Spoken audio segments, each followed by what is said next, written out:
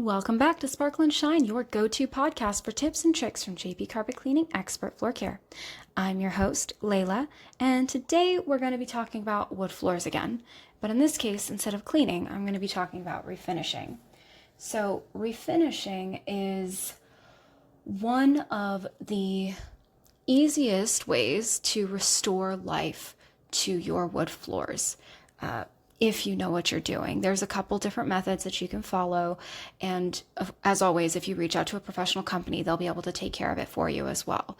In this case, I'm going to talk about like a full refinishing. So if you were to sand the floor to the bare wood, stain it, and then apply new polyurethane, that's the entirety of what I'm going to be talking about today.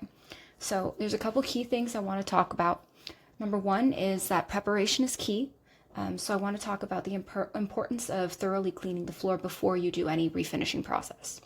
Two, I'm going to go through the sanding technique, including how to find the right sandpaper and using the drum sander effectively. I'm also going to discuss, touch upon a little bit how to deal with the dust that may or may not happen.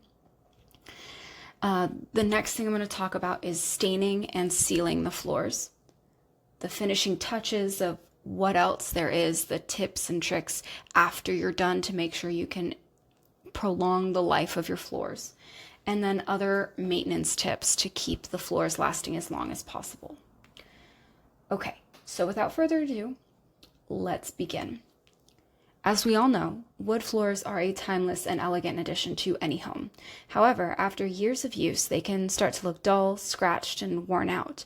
Refinishing your hardwood can bring them back to life, making them look good as new without the cost and hassle of replacing the entire floor.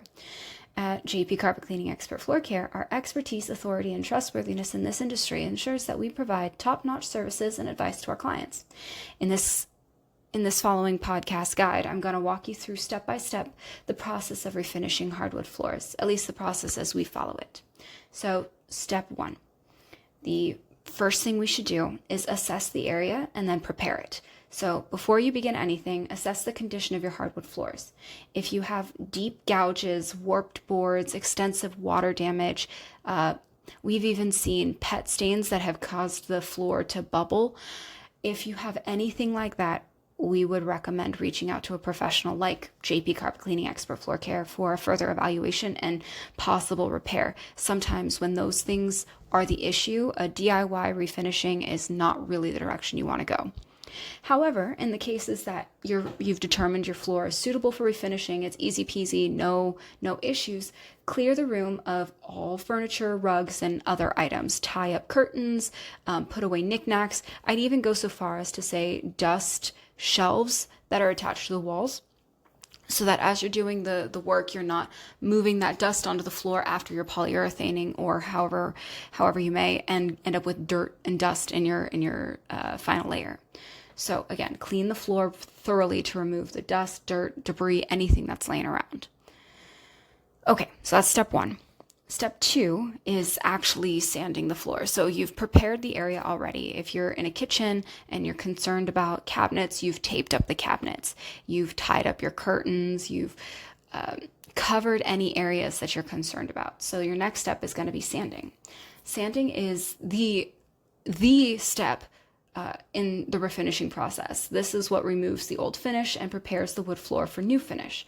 For this task, you would need a drum sander, an edging sander, something of which to actually use the sandpaper with. You wouldn't want to do this by hand. It would just cause you a lot of pain at the end of the day. So what you would do is you would start by sanding the main area of the floor using that orbital sander, the drum sander, the big sander. You'd begin with a coarse grit sandpaper to remove the old finish and any other imperfections. And then you would move to a medium grit sandpaper and then a fine grit sandpaper. So you'd start at, say, 36, then you'd go to 60, and then finally you'd do 100, 120, 240, wherever you want to end. So you would do your first pass with the coarse grit. Your second pass, you would switch to a medium grit, and for the final pass, you would do the fine grit. This will ensure that there's a smooth finish. If you're planning on staining, you're going to want to stop at this medium grit sandpaper, so make sure that the floor can really absorb as much of that stain as possible, depending on how dark you want to go with the color. The edge sander will help you sand the perimeter of the room. This part you can do by hand, but again, it's just a little bit more time consuming. Follow the same grit progression as with the drum sander or the orbital sander. You're going to start with a coarse grit and move up to the softer grit. And remember, wear safety goggles, ear protection, and a dust mask during the sanding process to protect yourself from dust and debris.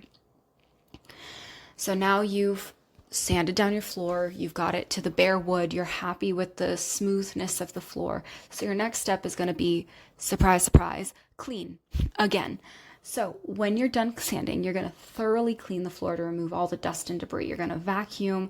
You could use a dry mop. You could even damp mop with a damp cloth just to pick up as much of that dust as possible.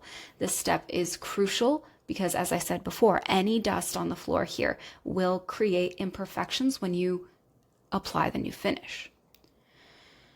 Okay. The other thing I'd want to mention is, if you're vacuuming, make sure to vacuum all your baseboards. If you're near like a sliding glass door, vacuum in the track. Any nook and cranny that can collect dust, go ahead and vacuum those spaces. Again, you want to be as thorough as you possibly can this step, because this will really be the make or break point for your finish. So now, optionally, you might want to apply a stain. If you want to change the color of your wood floor or enhance their natural beauty, this is where you would do that. So the wood stain you would want to choose has to be compatible with the type of wood you have and the finish you plan to use. So for example, if you like a dark wood floor, and then you would probably go with like an espresso or something similar to that. If you like the look of your floor and you just want to enhance its natural beauty, you would literally use a stain called natural. You apply the stain, you can use a paintbrush, a cloth, you could use a paint roller if you wanted. But in general, you'll apply the stain using a brush or a clean, lint-free cloth. You'll work in small sections and make sure to follow the wood grain. I forgot to mention above, but whatever you're doing, regardless if you're sanding, staining, polyurethane, go with the grain of the wood. If you go against the grain of the wood, any streaking, any imperfections will show even more blatantly if it's against the grain versus with the grain. So again, you're going to apply the stain, work in small sections to allow yourself control over how much stain you're using. Allow the stain to penetrate into the wood for the recommended time on the product label. It's typically somewhere between 5 to 15 minutes, but double check the label of the stain you're using. And then use a clean cloth to remove any extra stain, again, following the direction of the wood floor. Then you're going to allow the stain to dry completely according to the manufacturer's instructions before you move on to the next step. The other thing I want to mention is there are several different types of wood floor stains. So you've got oil-based stains, which are generally not allowed in the state of California. You've got water-based stains. You have gel stains. You've got acid stains. There's all sorts of different kinds of stains. And the reason for that is it will give you a different feel, texture, look of the floor. And some of them are designed for certain types of wood versus others. For example, maple does not absorb stain as well as white or red oak. So you would use like a gel stain, one that sits a little bit longer and soaks a little more evenly into the maple, than you would use an alcohol-based stain.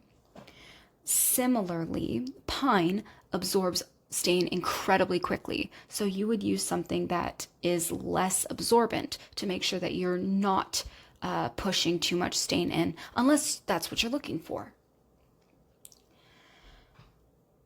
Okay, now you've applied your stain, you're happy with the color, you've let it dry, you've returned, and you're ready to get on with it. You're ready to hit the next step, right? That's going to be applying the finish. The final step in the refinishing process is applying that protective finish to seal and protect your hardwood floors.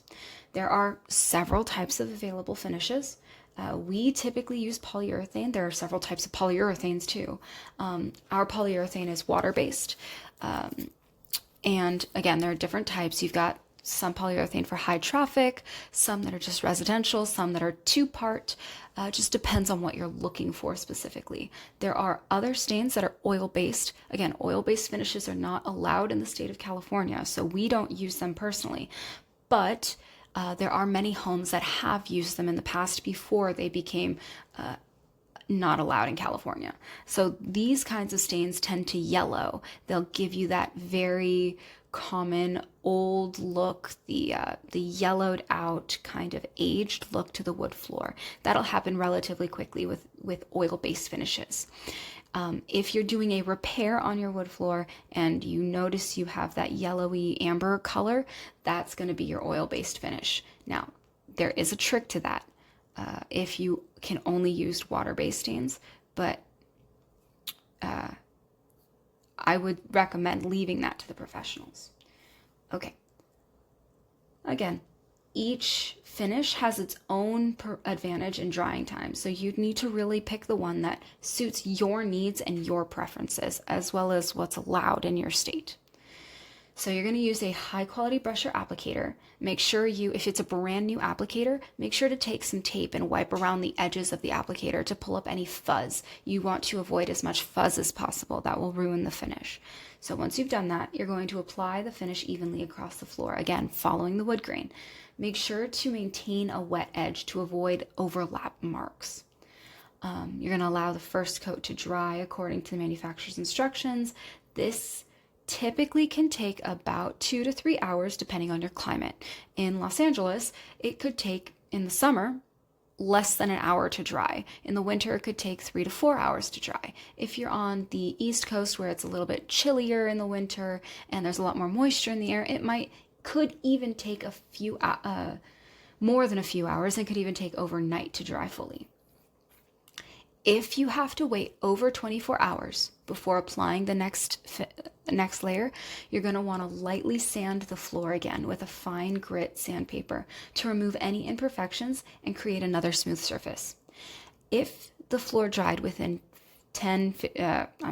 within an hour to 2 hours, 3 hours, even 4 hours is fine. If the floor has dried within that amount of time, then you can just go ahead and apply the next coat right away without worrying about sanding the floor again.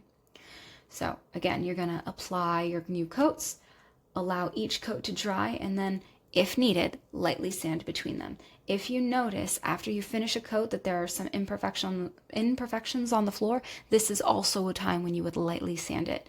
Again, you're going to use the finest grit sandpaper you can find, so even finer than the sandpaper you use during the refinishing process. Most floors, we recommend 2 to 3 coats for optimal protection. You can add more, but it's really unnecessary. After 3 coats, you're really just creating a nice layer with 3 coats, and any more than that is unnecessary. Okay, the last thing, and this is an iterative process here, the last step is final touches. So once your final coat has completely dried, you're going to inspect your floors for any missed spots or imperfections. If you notice them, lightly sand, apply a new coat, wait, take a look again. If necessary, you can touch up areas with a small brush and a matching finish. And then you're going to allow the finish to cure for at least 48 hours before moving any furniture back into the room. So you've finished everything, you're happy with it, it looks great, you're ready to live in that space again. Give it 48 hours for the floors to completely cure before you put down any heavy furniture. Give it 72 hours before laying any area rugs back down. And be gentle when returning those items to the space, as the finish will continue to harden over the next few weeks. It's not 100% cured after 24 hours, but you can after 48 hours, but you can move your furniture back in. The other thing we'd recommend, and typically recommend to all of our clients, is to include the soft felties on the bottom of your furniture. This will protect the floors from any damage from the furniture legs. All right, last comment. there are things that you can do to protect your wood floor and the finish on it when you've finished your refinishing or you've had a company do the refinishing. There are things that you can do. The number one thing is to take a look at the products you're using to clean your wood floor. Just because the bottle is green does not mean that that product is eco-friendly or that it is using safe products. The polyurethane is a very strong finish. However, it can be eaten up, gummed up, and ruined based on the cleaning products you use. We always recommend to stick to a neutral cleaner, somewhere around a pH of 7, maybe 8, maybe 6. If you go any more or less than that, you're using a product that is too basic or too acidic, and it will eat away at the finish and reduce the longevity of your floors. The other thing is regularly sweep, regularly vacuum. The sand and grit from your feet will actually, as you walk around the floor, as your pets play, will actually sand down those floors, leading to very noticeable wear areas. And if that's something you're already familiar with, then this is why that happens. And we always recommend professional wood floor cleaning at least once a year to make sure we get up all of that grime and give a little bit more shine to your floors and refresh them so that you see what your trouble areas might be, or you can verify that there are no trouble areas, whatever the case may be. And there you have it, a beautifully refinished hardwood floor that looks brand new. If you need professional help with your hardwood floor refinishing, don't hesitate to reach out to JP Carpet Cleaning Expert Floor Care. Our team of experts is here to ensure your floors look their absolute best.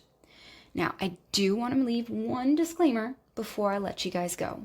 The information that I provided here is for educational purposes and is intended to help you gain a general understanding of the refinishing process for hardwood floors. However, every flooring project is unique and may involve complexities that require professional expertise. I did mention this above as well. We strongly recommend consulting with and hiring a professional flooring contractor, such as JP Carpet Cleaning Expert Floor Care, to ensure that your project is completed safely, accurately, and to the highest possible standard. A professional will be able to assess your specific situation and provide personalized recommendations and carry out the work with skill and precision. So again, if you've got maple wood floors and the stain isn't being absorbed, a professional is able to deal with that a little bit better than DIY tricks or hacks or however you want to call it. Okie dokie. So, thank you so much for tuning into this episode of Sparkle and Shine.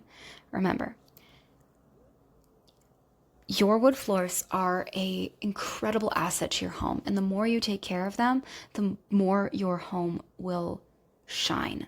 And it speaks to the amount of care that you have for your home. And it's about preserving your investment. Now, if you've enjoyed this episode, please don't forget to subscribe to Sparkle and Shine for more tips and expert advice on maintaining your floors and restoring your hardwood. Until next time, keep shining.